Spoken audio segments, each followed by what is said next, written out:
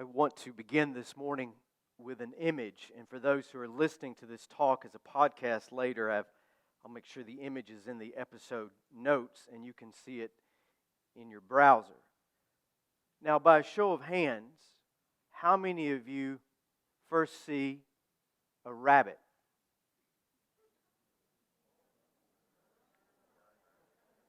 Now, by a show of hands, how many of you first see a duck? Very interesting, very interesting. I assure you, well, let me ask this. How many of you you only see one animal, you can't see the other one? Anybody? Once you're told to look for it, you can see it. I assure you, both a rabbit and a duck are there. This is a classic reversible image, first printed as a joke in a German newspaper in the 1800s. And since then, it has become, and it remains, a philosophical and instructional tool. The philosopher Ludwig Wittgenstein used it to show how frozen we can become in seeing something only one way. This is a rabbit. Somebody might thunder. That's what it is. But then, with a turn of the head or a blink of the eye or pointing it out, we see something else, a duck.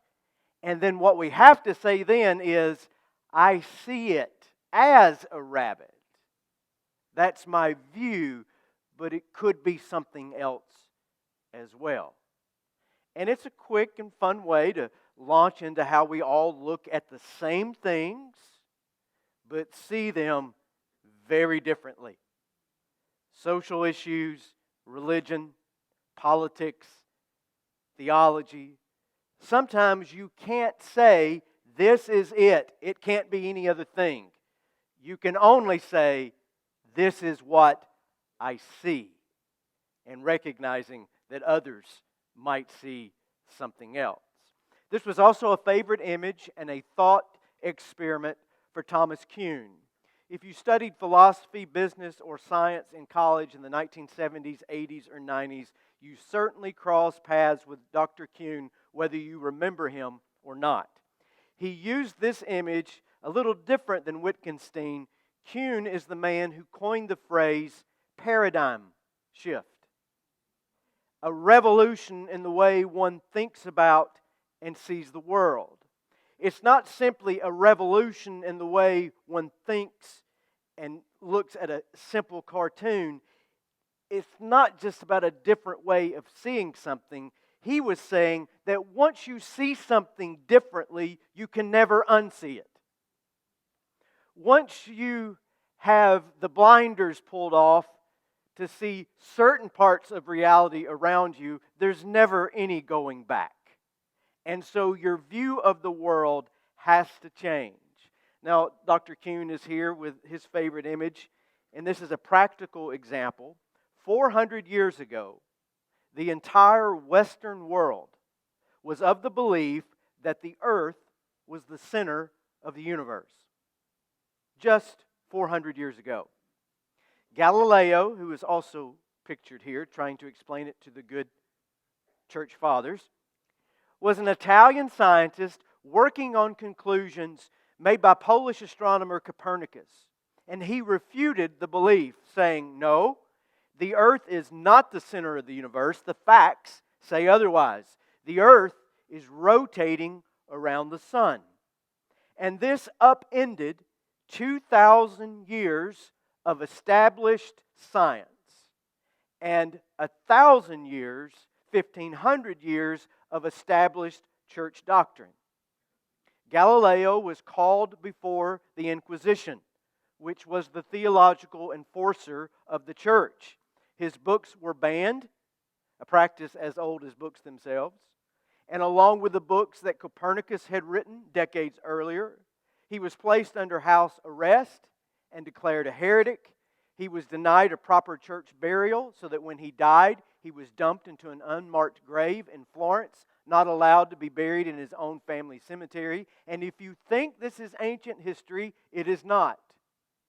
It took 350 years for the condemnation against Galileo to be lifted. 1992, Pope John Paul finally admitted that Galileo was right and the church had been wrong.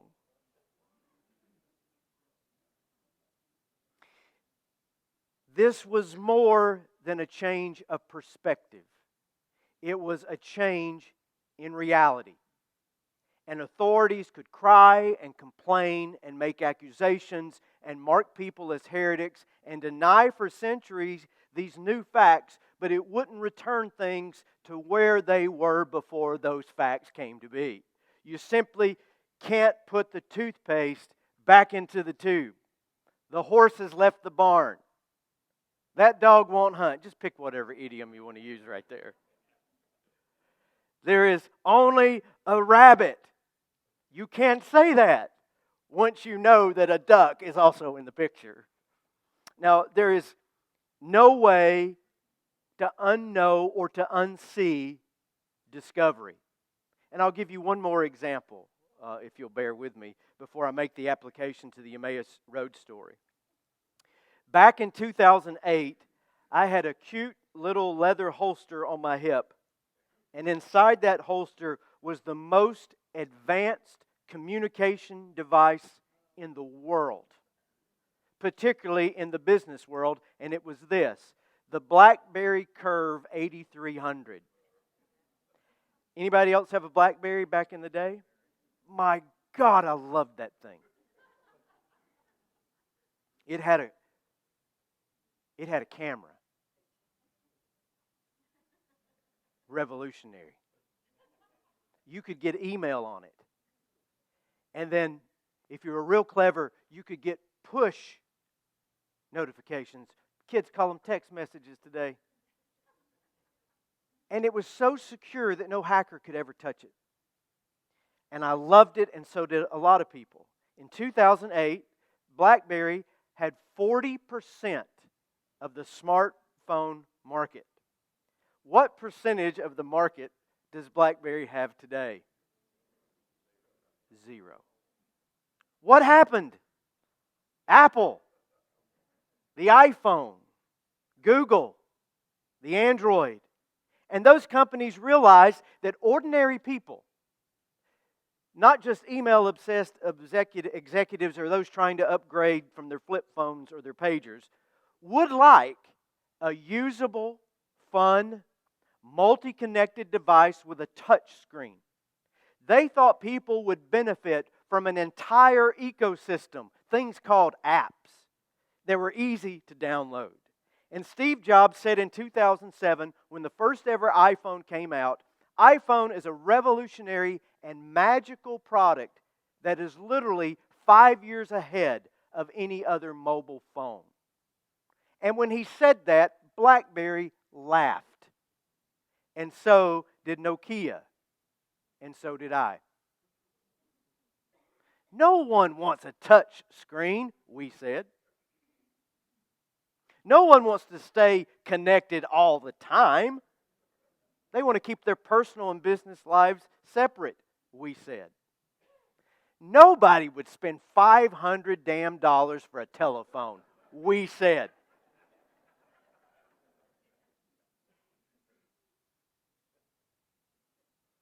All these years later, Apple sells 1 million iPhones every 2 days. Every 2 days. BlackBerry is bankrupt. Not because Apple and Samsung and Google were better companies, but because the entire way of viewing the world shifted.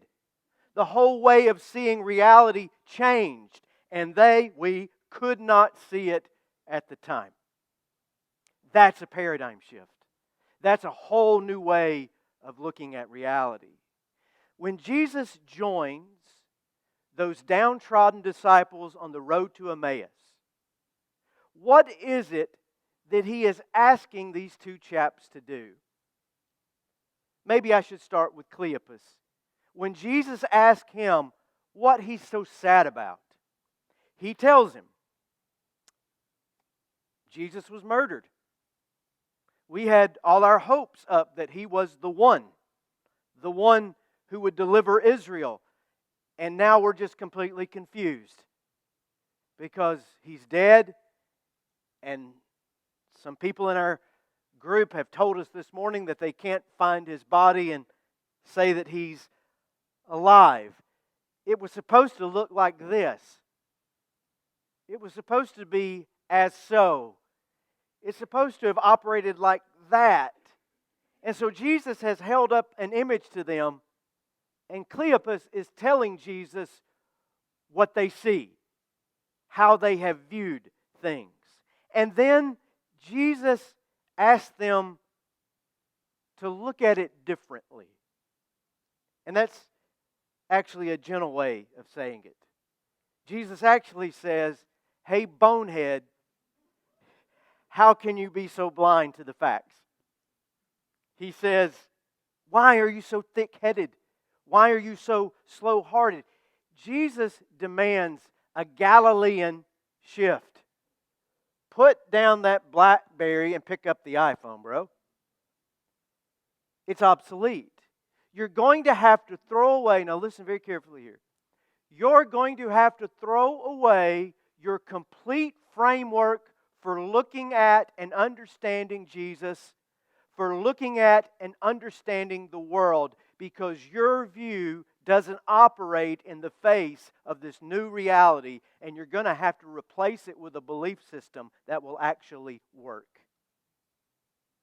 That's not asking for much, is it? And then Jesus interprets the Scriptures as the Scriptures interpret Jesus. And He fashions for them a new prescription, new lenses through which to look out at the world, how to have a different kind of faith, how to know Christ and experience reality. He shows them things they had never seen before, even though it had always been there. And He asked them to look differently at what is obvious. And it becomes obvious to us now why they didn't recognize Jesus on the road. Because they had really never known who He was in the first place. But I won't be too hard on these guys.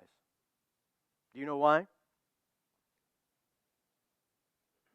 We have too much in common with them. The common ground upon which we all stand and the common road that we all walk is that it is supremely difficult to change your view of things. To change your beliefs, to change your perspective, to change your interpretation of reality. It is so hard to change your mind. So hard that that's why most of us don't even try to change our minds. We want everybody else to change their ways of thinking. We want everybody else to change their ways of doing.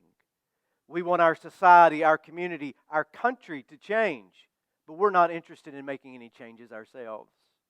Leo Tolstoy said it so well. Slide, please. Everyone thinks of changing the world, but no one thinks of changing themselves.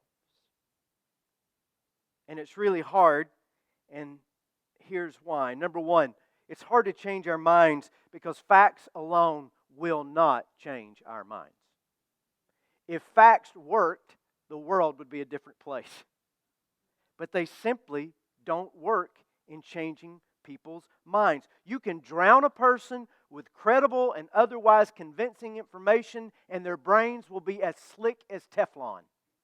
Nothing will stick because your mind is not interested in accepting facts that are contrary to what you have already accepted. I should say that again. Your mind is not interested in accepting facts if they go against the facts already established in your mind. We all have this thing called confirmation bias. Do you know what that is? That means you look out at the world, and when you see something that you agree with, it reinforces what you already believe in. And when you see something that you disagree with, it reinforces what you already disagree with. And just as an aside, Those fancy, successful telephones and social media and the internet are making this bug inside our brain now a feature. Because algorithms divide us up by our confirmation biases. And we are only fed information that we already agree upon. I'll stop meddling right there and move on. But it's true. And it's why facts don't work.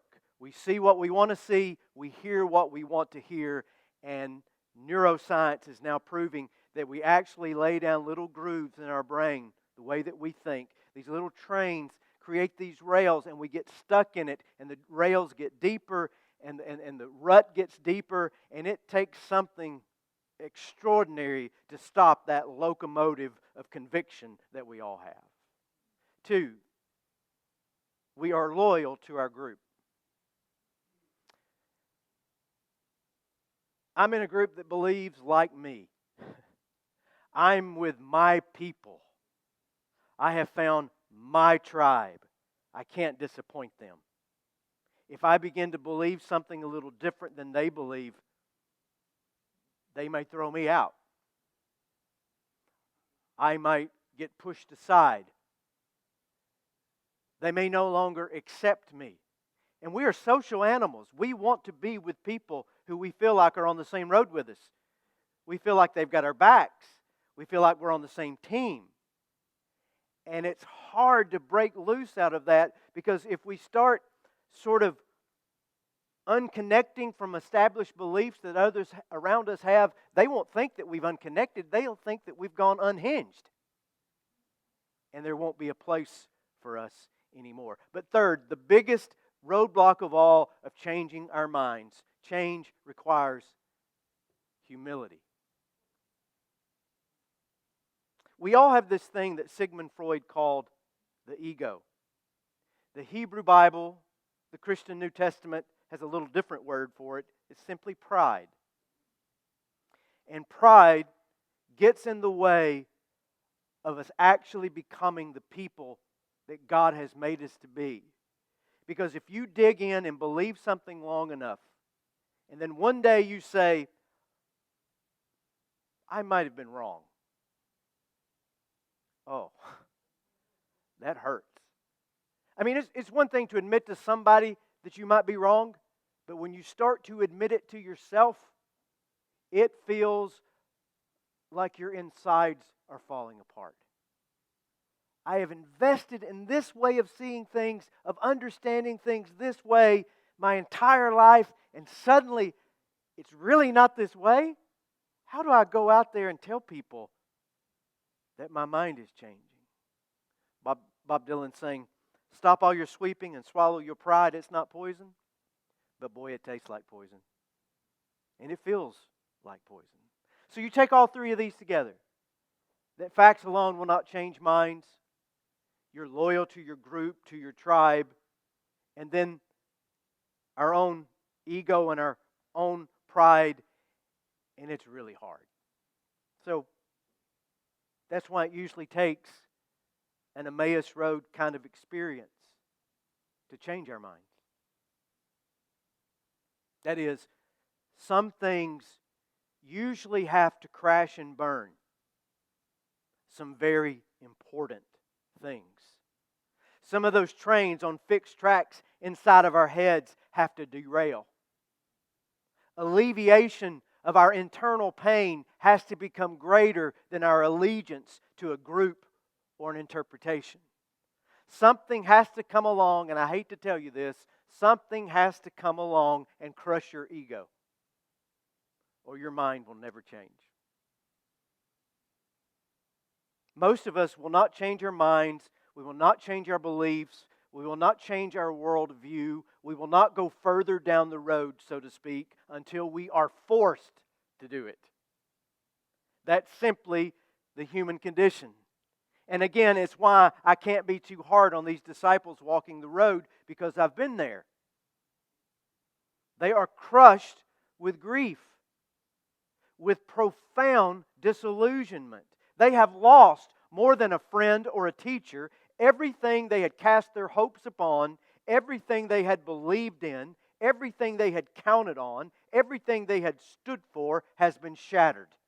And now all the scaffolding is torn down, and it's just sweet dreams and flying machines in broken pieces on the ground.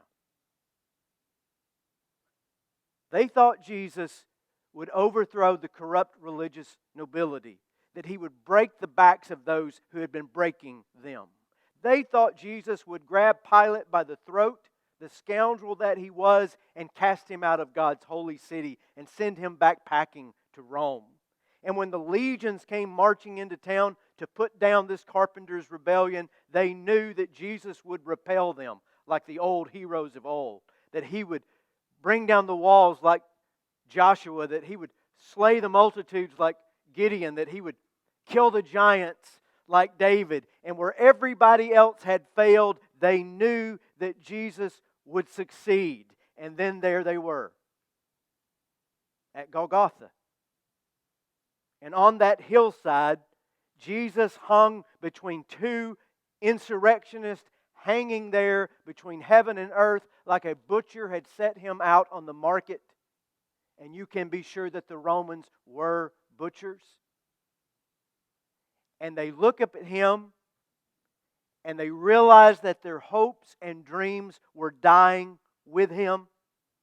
And all those panicked religious leaders who had been so afraid of Jesus and His radical ideas, they show up just to smirk and to gloat and to humiliate Jesus further while He cries out in abandonment to God.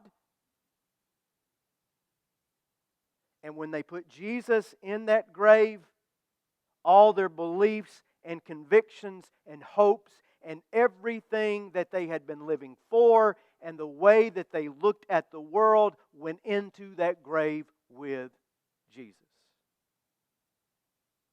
They're destroyed. So we can't be too hard on them. If you have ever stood over the grave of your own child,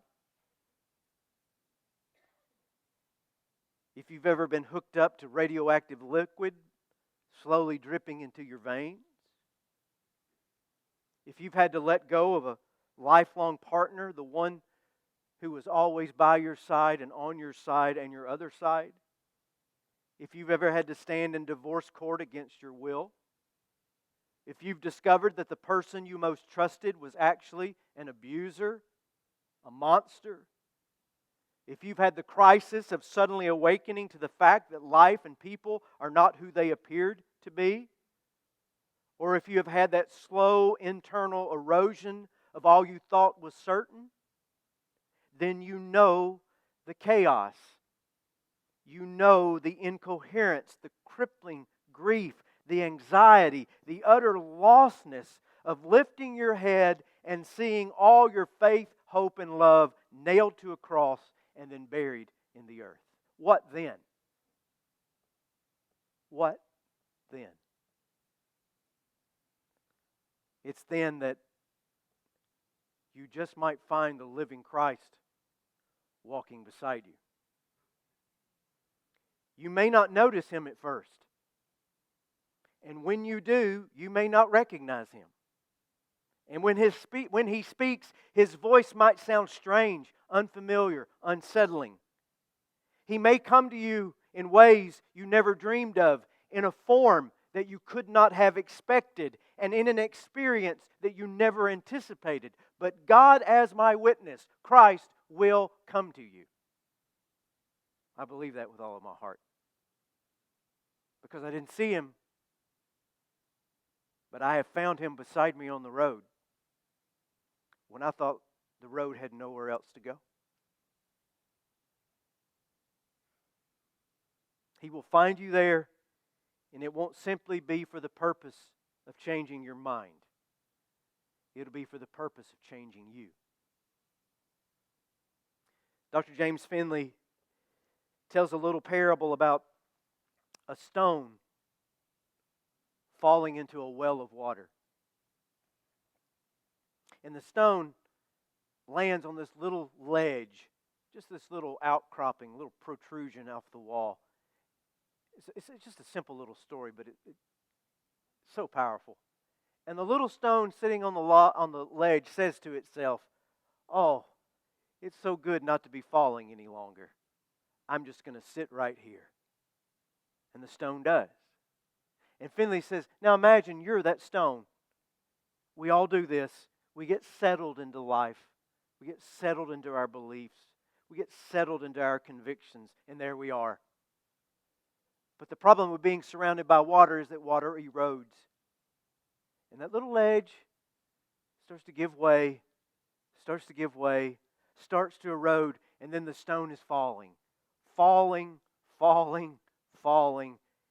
into the chaos, into the dark, into the unknown. And all it really wants to do is just sit still and to be still. And Finley says, that is not chaos into which you are falling. It is the love of God into which you are falling. And Christ will join you as you go. Dr. James Finley's teacher was Thomas Merton. And here is Merton's prayer. And I pray it for all of us today. My Lord God, I have no idea where I'm going. I do not see the road ahead of me. I cannot know for certain where it will end, nor do I really know myself. And the fact that I think I am following your will does not mean that I am actually doing so. But I believe that the desire to please you does in fact please you. And I know that you will lead me by the right road, though I may know nothing about it. Therefore will I trust you always, though I may seem to be lost and in the shadow of death. I will not fear, for you are ever with me, and you will never leave me to face my perils alone.